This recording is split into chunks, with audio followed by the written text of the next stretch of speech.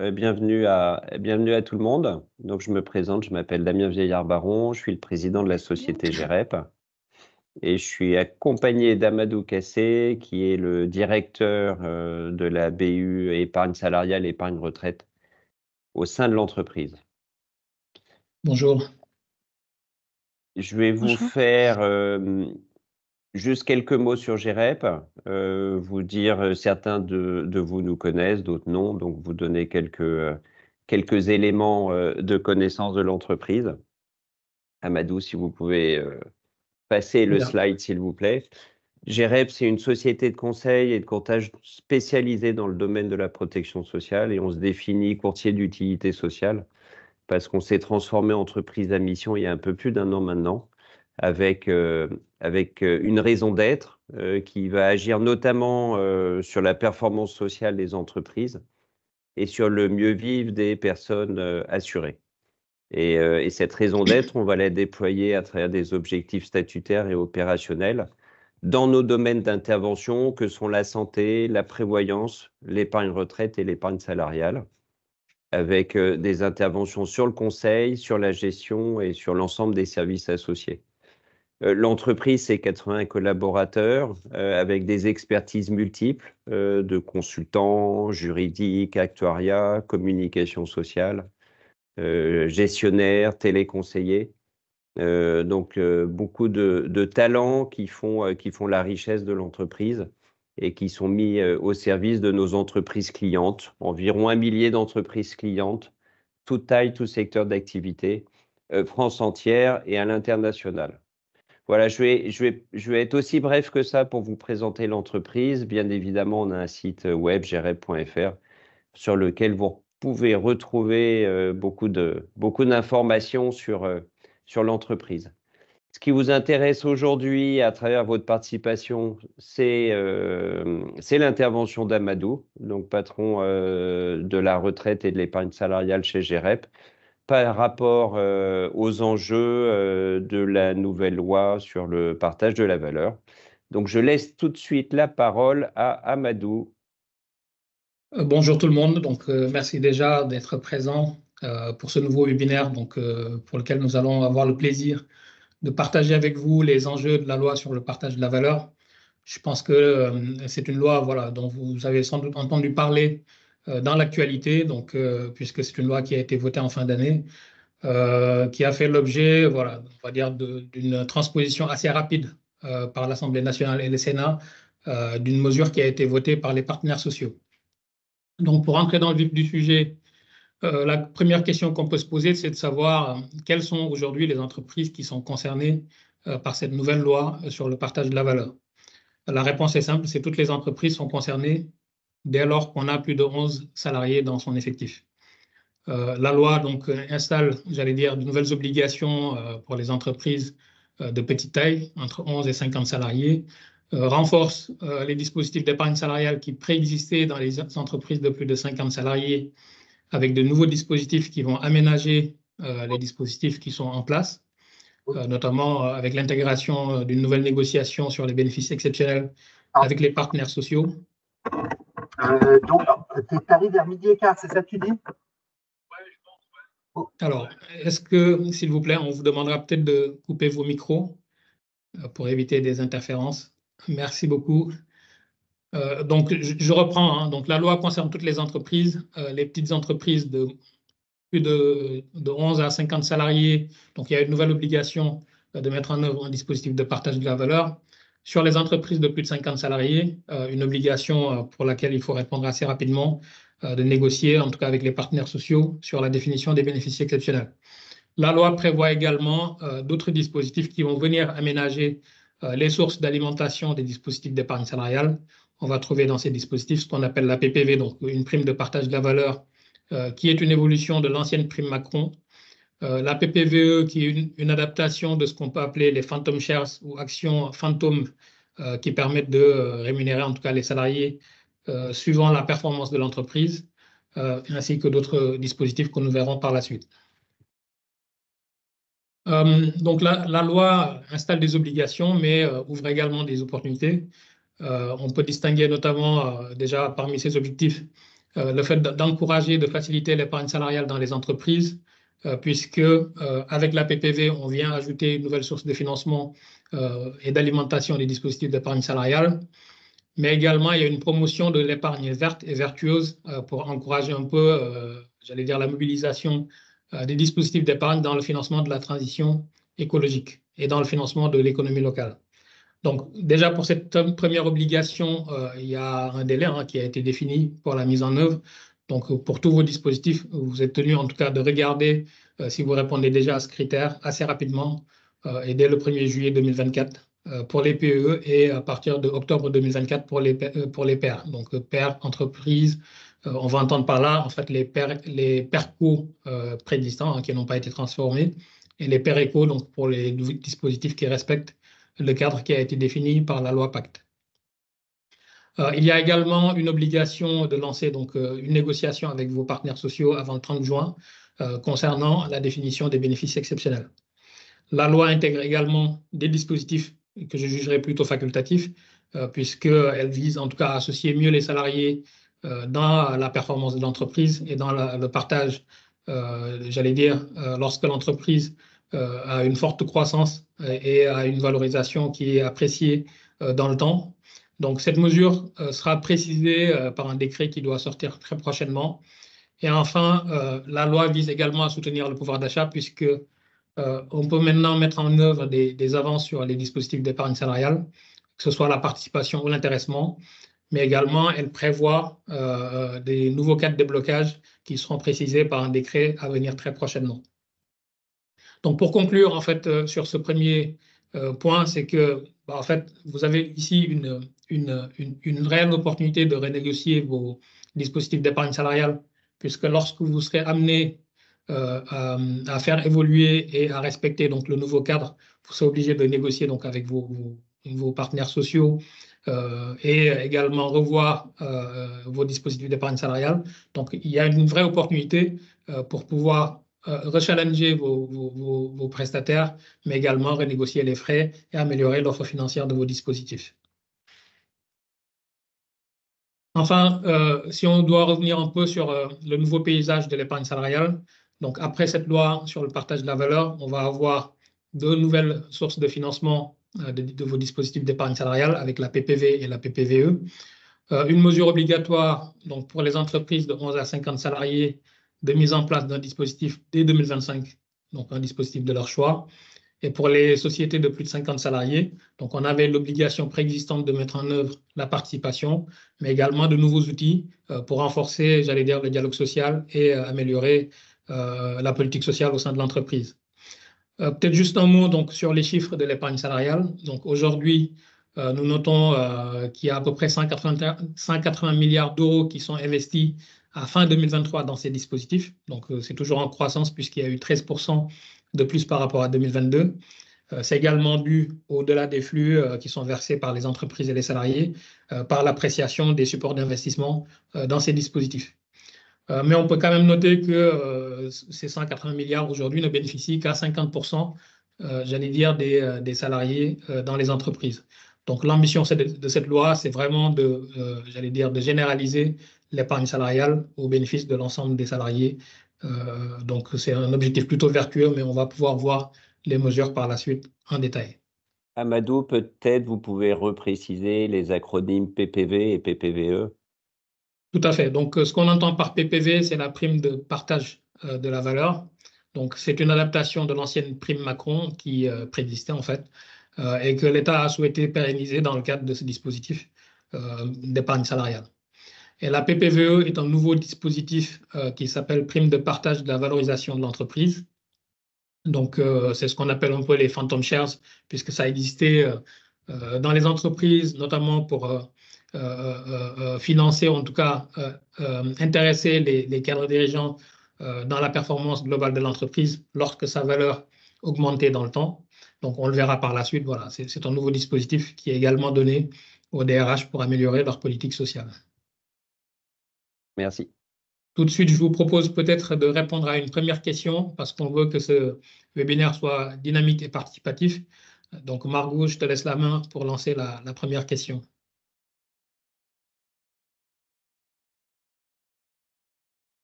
Donc la première question, c'est avez-vous déjà engagé les démarches de mise en conformité?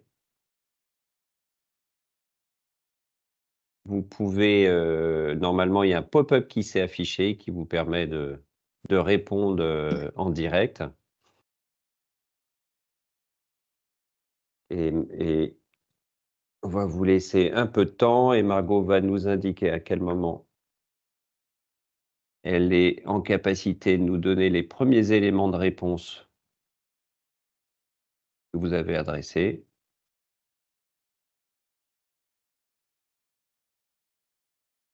On laisse encore 30 secondes.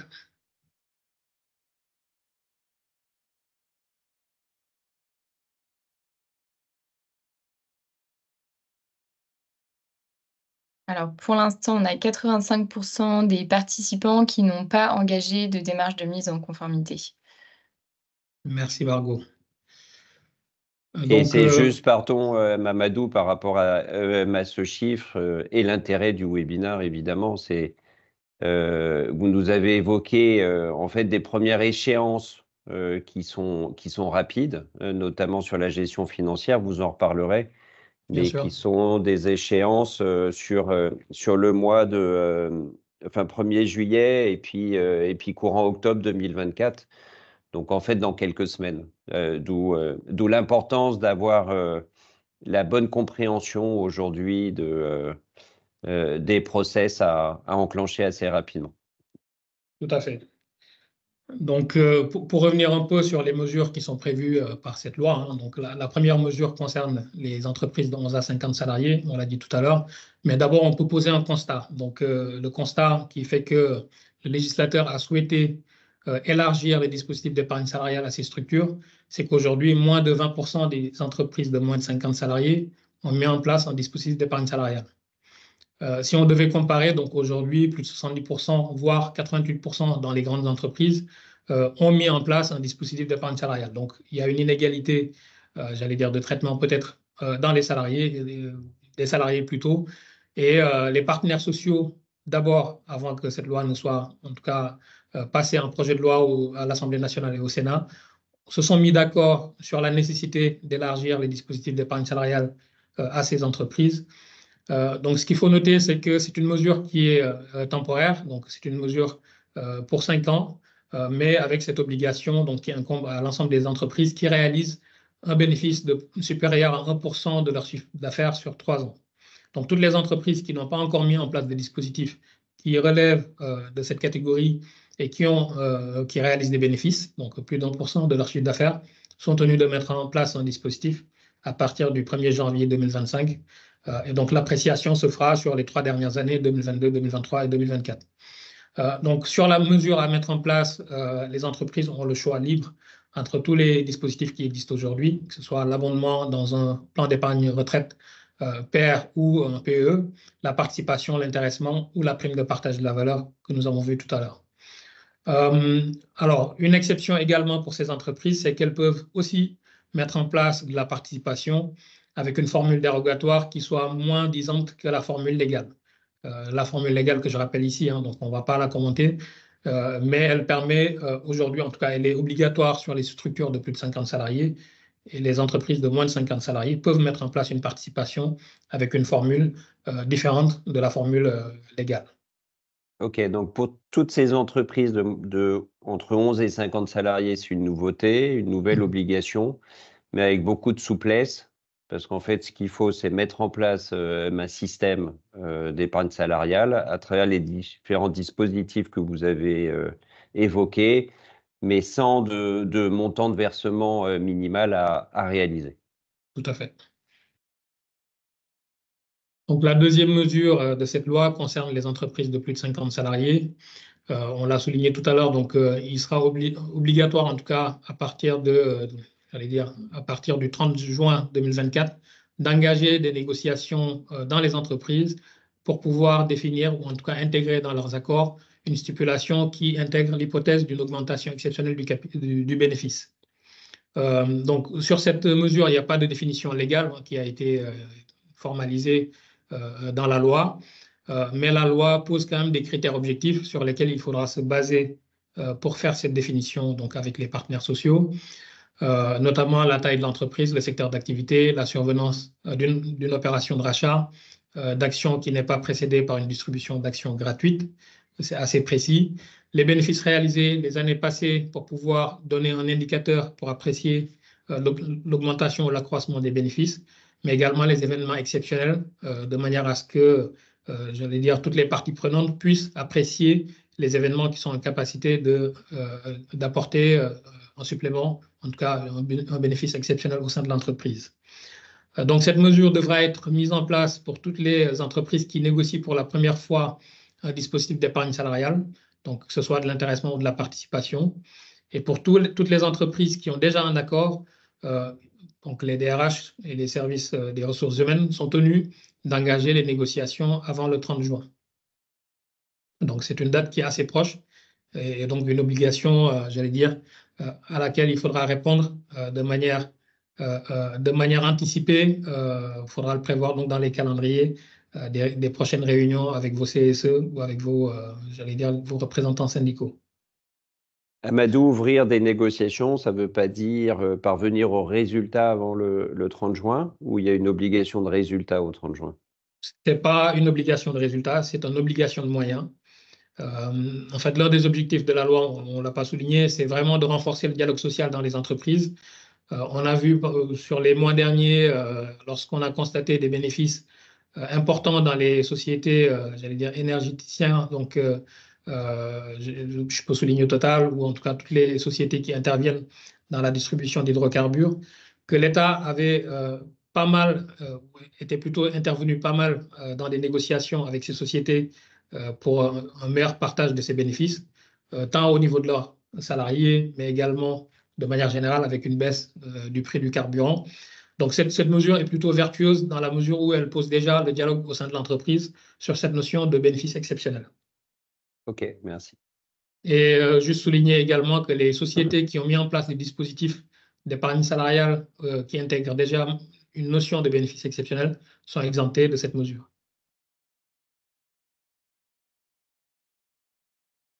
Et la troisième mesure donc, qui est importante dans cette nouvelle loi, c'est la pérennisation de la prime de partage de la valeur. Donc, on a préféré mettre PPV voilà, pour que ça rentre un peu dans les têtes, mais c'est une prime de partage de la valeur qui est une évolution de la prime Macron. Donc, le constat qu'on peut poser déjà, et d'après les chiffres que l'URSSAF a publiés très récemment, c'est qu'en 2022, on a eu à peu près 4 milliards d'euros, ou un peu plus de 4 milliards d'euros qui ont été distribués par tout type d'entreprise et toute taille d'entreprise dans le cadre de ces primes de partage de la valeur. Donc, pour les législateurs, il était normal de pouvoir intégrer ces dispositifs dans l'épargne salariale pour ne pas, j'allais dire, impacter, en tout cas défavoriser les dispositifs d'épargne salariale préexistants. Après, il y a une nouveauté quand même qu'apporte cette nouvelle disposition, hein, c'est que maintenant, il est possible de verser jusqu'à 2 primes de partage de la valeur par année, 3 000 € lorsqu'il n'y a pas d'accord dans l'entreprise et jusqu'à 6 000 € lorsqu'il y a la mise en place d'un accord d'intéressement ou de participation dans l'entreprise. Un point qu'on peut également souligner, c'est qu'il y a le maintien de l'exonération fiscale pour les entreprises de moins de 50 salariés et uniquement pour les salaires inférieurs à 3 SMIC. Ça équivaut à peu près à 5 300 € bruts par mois. Donc, pour tous les salariés dans ces structures-là, voilà, comme avant, elles vont pouvoir toujours continuer à bénéficier de l'exonération de charges sociales, mais également d'impôts sur le revenu. Et pour les autres, j'allais dire, les autres bénéficiaires de cette prime de partage de la valeur, ils pourront bénéficier de cette exonération fiscale dès lors que c'est versé dans un PE ou un PER collectif ou un PERCO. Voilà, donc, c'est la vraie distinction qu'apporte cette mesure au-delà de la pérennisation. D'accord, merci. Donc, en fait, cette prime de partage de la valeur, c'est la pérennisation de la prime pour le pouvoir d'achat au sein de l'épargne salariale pour lui donner un cadre fiscal et social officiel. Tout à fait. Alors, les autres mesures qui concernent l'épargne salariale vont être plutôt voilà, des aménagements dans vos dispositifs. Donc, c'est des nouveaux outils qui sont donnés aux entreprises pour améliorer et faire, j'allais dire, des réglages, du fine-tuning dans les dispositifs qui sont mis en place. Le premier, c'est la possibilité de mettre en place des avances sur les primes d'intéressement ou de participation. Donc ça, c'est une nouveauté. Il faut juste noter qu'il faudra demander l'accord du salarié pour mettre en place cette prime, ou en tout cas cette avance. Et surtout, en cas de trop perçu au moment où vous établissez la prime définitive qui sera versée au salarié, le salarié pourra, en tout cas devra le rembourser sous forme de retenue sur salaire. Et les primes qui seront versées dans les dispositifs PER ou plan d'épargne vont être considérées par la suite comme des versements volontaires. Dans la mesure où ils ne peuvent pas être débloqués, il n'y aura pas d'avantage social, mais ils vont avoir le même traitement fiscal et social que les versements volontaires pour le salarié. Une autre mesure qui est prévue, c'est la possibilité de mettre en place des seuils, planchers et plafonds lorsque l'intéressement est distribué de manière proportionnelle au salaire. Pourquoi cette mesure? C'est que donc, le législateur ici a pour ambition vraiment de mettre en place des dispositifs plus vertueux, plus inclusifs, sans que, en tout cas, ces primes d'épargne salariale soient captées que par les salaires les plus importants. Donc, c'est vraiment pour cet objectif que désormais, vous avez la possibilité de fixer des seuils, planchers et plafonds pour le calcul des primes d'intéressement. Et enfin, une mesure qui est importante, je l'ai souligné en introduction, c'est le fait de devoir disposer dans vos dispositifs, en plus d'un fonds solidaire, un fonds labellisé qui doit respecter des critères d'investissement socialement responsable ou des critères de respect, j'allais dire des critères d'investissement extra-financiers. Hein. C'est une bonne gouvernance, le respect de l'environnement ou une politique sociale dans la société dans laquelle on investit. Voilà, donc la loi vient imposer dans tous les dispositifs le fait d'avoir, en plus du fonds solidaire, un de ces fonds labellisés que nous verrons par la suite. Amadou, on a une question pour toi. Est-ce que les exonérations de charges de la PPV dans un PEE sont salariales et employeurs? Alors, salarial, non, uniquement salarial, donc c'est la charge sociale salariale qui est exonérée et non pas la charge employeur. Après, Merci. pour les structures de moins de 50 salariés, c'est une exonération totale. Donc ça, ça existait déjà dans le cadre de la prime avant la loi. Donc ça, c'est maintenu. Pour les entreprises de plus de 50 salariés, c'est une exonération salariale de la PPV.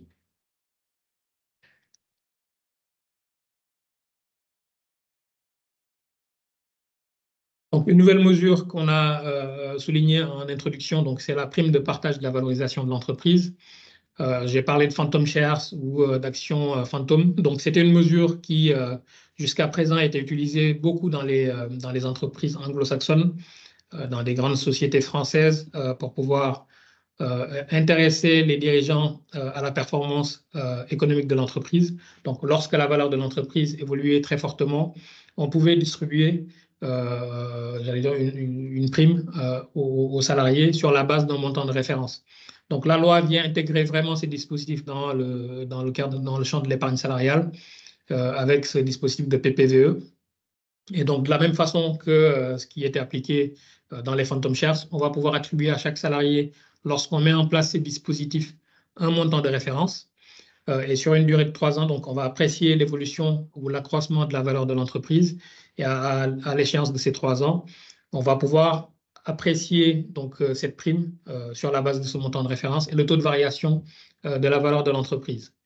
Pour les sociétés cotées, ce sera une moyenne de la valeur boursière sur les 30 derniers jours en début de période comme en fin de période. Et pour les entreprises non cotées, donc c'est la majorité des entreprises, ce sera aux partenaires sociaux de définir sur la base de règles objectives, j'allais dire, cette valorisation de l'entreprise. Donc, je pense qu'il faudra vous rapprocher de vos experts comptables lorsqu'il faudra définir ces critères pour les sociétés non cotées. Ce qu'on peut souligner, c'est que voilà, les salariés pourront en bénéficier sous réserve d'avoir une ancienneté de 12 mois et la mise en place se fait conformément aux règles déjà en place dans le cadre de la participation. Damien, vous vouliez souligner quelque chose? Oui, merci Amadou. Je voulais compléter votre réponse tout à l'heure par rapport à l'exonération ou pas des charges sociales sur la prime de partage de la valeur. En fait, les charges sociales salariales et patronales sont exonérées. En fait, ça rejoint le traitement de l'intéressement. Donc, il y a exonération des charges sociales patronales et salariales sur cette PPV. Qui va être encadré de toute façon aussi sur des montants 3 000 € par bénéficiaire et par année civile s'il n'y a pas d'accord d'épargne salariale et 6 000 € s'il y a un accord d'épargne salariale. Donc pour les entreprises de moins de 50 salariés, c'est exonération patronale et salariale. Sur les entreprises de plus de 50 salariés, c'est exonération patronale et salariale sauf la CSG-CRDS. Et en plus de ça, sur les entreprises de plus de 250 salariés, en plus de la CSG-CRDS, il y a le forfait social lié à l'épargne salariale. Voilà. Donc, on a dû mettre, je crois, Amadou en fin de présentation et on vous l'enverra.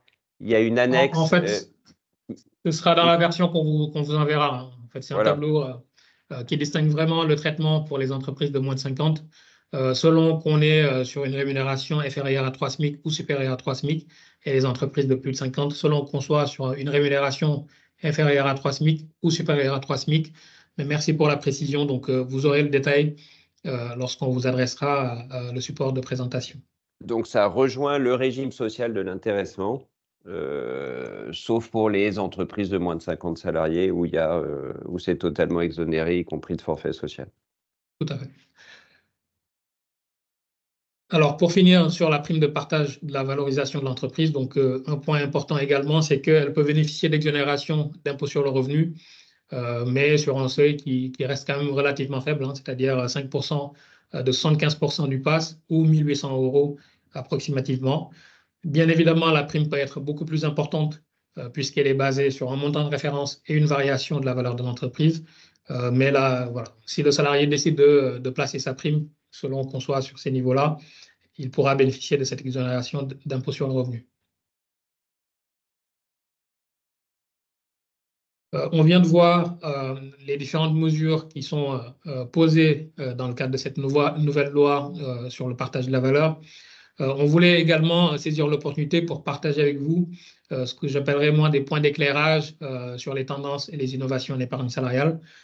Pourquoi? Parce qu'on fait régulièrement des benchmarks lorsqu'on accompagne une société dans la mise en œuvre d'un dispositif d'épargne salariale ou de renégociation de ces dispositifs d'épargne salariale. Mais tout d'abord, le premier point que je voulais souligner, et je pense qu'il est important parce qu'une étude récente de l'AMF a démontré que seulement 30% des salariés aujourd'hui disaient connaître les labels qui existent dans les dispositifs d'épargne salariale. Et quand je dis label, c'est plutôt le label ISR hein, qui est le plus connu, qui représente à peu près 40% des encours d'épargne salariale. Plus de 70% donc, aujourd'hui, même s'ils en disposent dans leur dispositif, ne connaissent pas ces labels qui ont plutôt pour vocation à certifier, ou en tout cas clarifier, donner de la transparence dans les investissements qui sont réalisés dans ces dispositifs d'épargne salariale et de retraite. Voilà, donc les labels qui sont éligibles dans le cadre de cette obligation qui est apportée par la loi, ce sont les labels que nous avons ici, hein, le label CIS qui est mis en place par le comité intersyndical de l'épargne salariale qui valide qu'un fonds investi dans des critères ESG, donc environnement, respect social et de bonne gouvernance. Le label ISR qui valide le critère plutôt d'investissement socialement responsable. Le label Greenfin qui valide la qualité verte des investissements. Un label qui a été lancé récemment par l'État, donc après la loi Pacte, qui s'appelle le label Relance, qui va, comment dirais-je, valoriser les fonds qui investissent dans les PME et les ETI françaises. Et le label Finansol, qui est le plus ancien de tous ces labels, qui valide qu'un fonds investit dans des actions sociales solidaires. Voilà, donc c'est ces labels-là que vous pourrez demain incorporer dans vos dispositifs. Et bien évidemment, nous serons là, en tout cas, pour vous accompagner si vous avez besoin de challenger vos prestataires en épargne salariale. Amadou, on a une question pour le sondage que je vais lancer en fenêtre pop-up. Avez-vous renégocié vos dispositifs d'épargne salariale et retraite sur les 3 dernières années?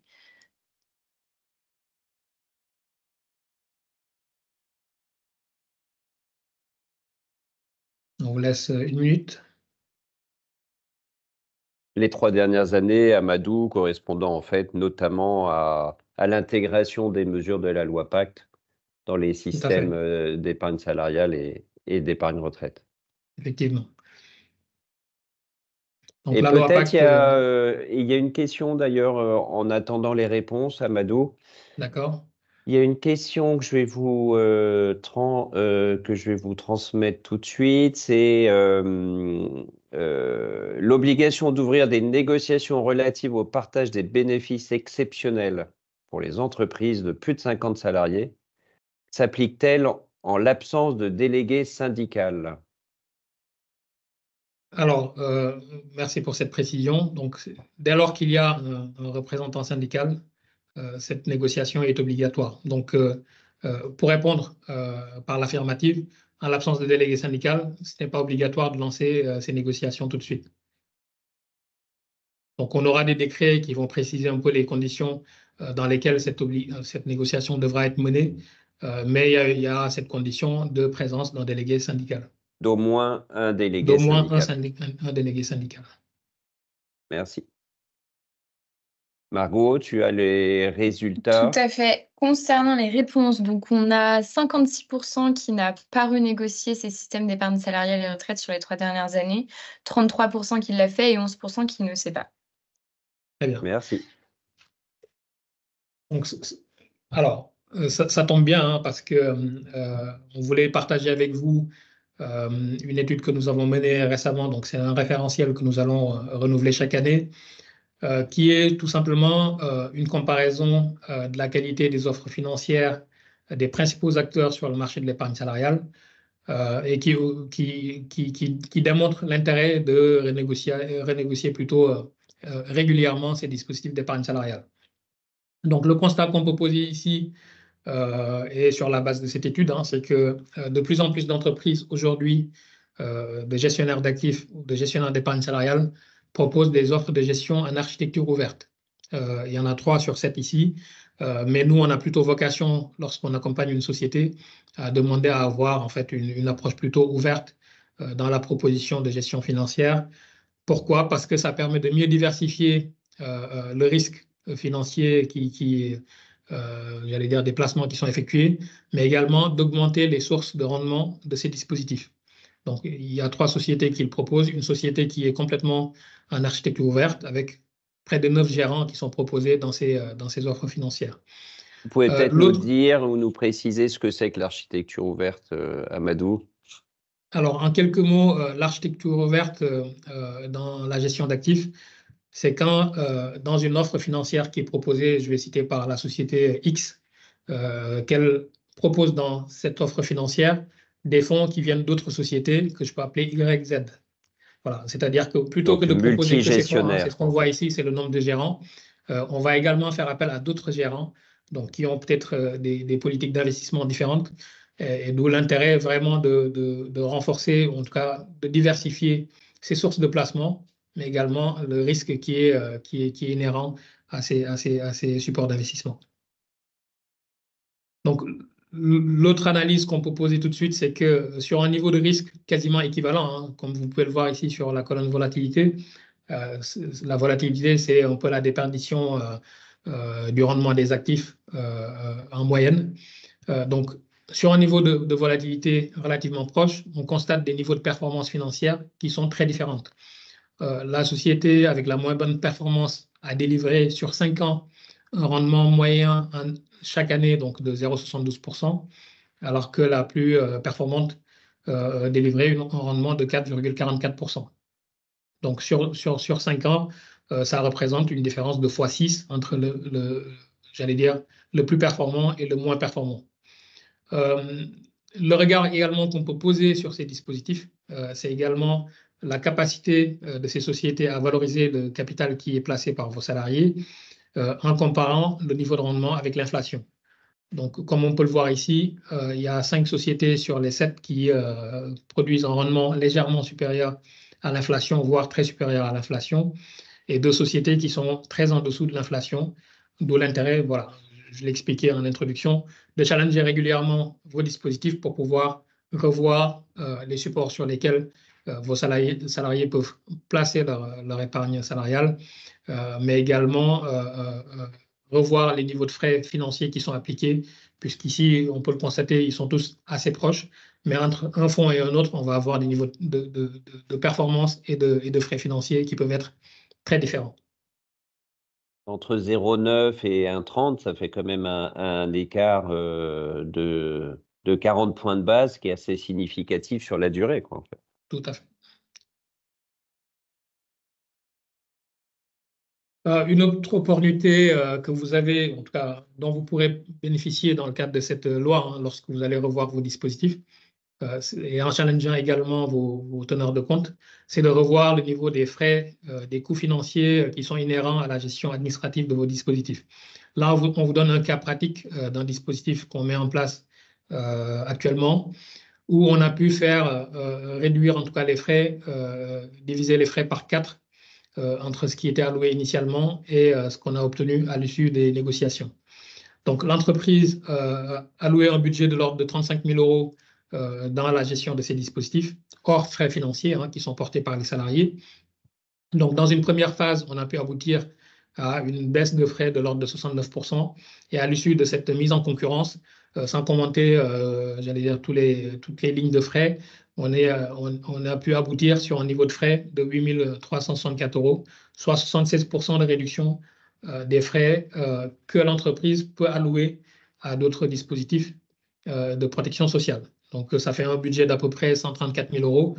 Ça peut être plus important ou moins important, mais ça démontre tout simplement la vertu, j'allais dire, du fait de revoir et challenger régulièrement, on l'estime généralement tous les 5 ans, ces dispositifs d'épargne salariale. On va passer à une dernière question. Tout à fait. Donc, est-ce que votre politique RSE intègre l'éducation financière de vos salariés? Donc, on vous laisse une petite minute pour répondre.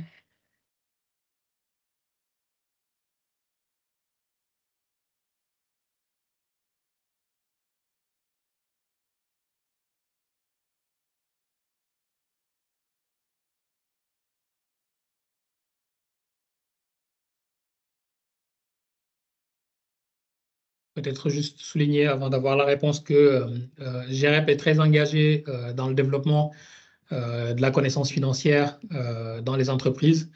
À ce propos, nous avons signé récemment une lettre ouverte qui est adressée au Premier ministre et qui demande à ce que l'éducation financière soit intégrée dans les cursus d'enseignement. Donc aujourd'hui, on constate qu'en tout cas, les Français ont un niveau de connaissance financière en dessous du niveau de l'OCDE. De moins 2 points, on est à peu près à 12 points, quand la moyenne est à 14 et quelques. Au-delà de cet aspect, plus de 70% des salariés déclarent en tout cas avoir besoin d'un appui de leur entreprise pour mieux comprendre les dispositifs d'épargne salariale. C'est la raison pour laquelle on voulait partager ce point avec vous. En termes de résultats, on a 62% des répondants qui n'ont pas intégré l'éducation financière de leurs salariés au sein de leur politique RSE, 15% qui l'ont fait et 23% qui ne savent pas. Merci. Merci beaucoup, Margot. Ça démontre bien ce que je disais tout à l'heure. Donc, aujourd'hui, 15% l'ont intégré. Ce qu'on peut noter dans la vertu de l'épargne salariale, c'est qu'au-delà d'être un dispositif financier qui permet aux salariés d'épargner et d'investir dans des supports de placement et d'améliorer leur santé financière, c'est que voilà, c'est un vrai atout pour votre marque employeur, puisque on estime à peu près à 33% le nombre de jeunes, de salariés plus jeunes de 18 à 30 ans qui attendent de leur entreprise un accompagnement dans les solutions d'épargne. Au-delà de cet aspect, nous, on a eu des cas très pratiques d'entreprises qu'on a pu accompagner qui n'avaient pas intégré l'éducation financière dans leur politique RSE. Donc, dans les mises en place que nous avons faites, nous avons pu intégrer des dispositifs d'accompagnement et de conseils financiers, donc on le verra par la suite, qui permettent aux salariés de mieux appréhender les supports d'investissement qui existent dans leur dispositif, mais également à mieux comprendre les dispositifs d'épargne qui sont mis en place dans leur entreprise.